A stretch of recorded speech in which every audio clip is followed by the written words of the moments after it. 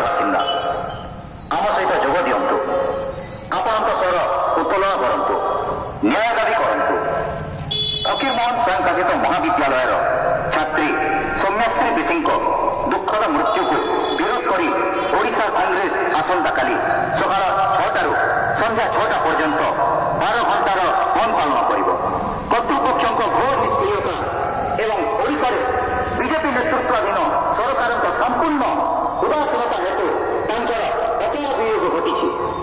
ମୁଖ୍ୟମନ୍ତ୍ରୀ ମୋହନ ମାଝୀଙ୍କ ନେତୃତ୍ୱାଧୀନରେ ଅକ୍ଷମ ସରକାରଙ୍କ ଅଧୀନରେ ଆମ ରାଜ୍ୟରେ ଆଇନ ଶୃଙ୍ଖଳା ଭୁଷୁଡ଼ି ପଡ଼ିଛି। ଆମର ଝିଅ ଏବଂ ଭଉଣୀମାନଙ୍କ ପାଇଁ ନ୍ୟାୟ ଦାବି କରିବାକୁ ଏକତ୍ର ଉଠିବାର ସମୟ ଆସିଛି।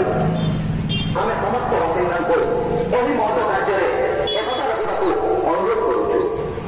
ଏକ ଶକ୍ତିଶାଳୀ ବାର୍ତ୍ତା ପଠାଇବା ଏବଂ ସୌମ୍ୟଶ୍ରୀଙ୍କ ପାଇଁ ନ୍ୟାୟ ସୁନିଶ୍ଚିତ କରିବା ପାଇଁ ଆପଣଙ୍କ ସମର୍ଥନ ଅତ୍ୟନ୍ତ ଗୁରୁତ୍ୱପୂର୍ଣ୍ଣ। ଏକତ୍ର ହୋଇ ଆମେ ଆମର ସ୍ୱର ଜଣାଇବା ଏବଂ ଏକ ନିରାପଦ ଆସନ୍ତାକାଲି ପାଇଁ ଉଦାହରଣ ସୃଷ୍ଟି କରିବା। ଆସନ୍ତୁ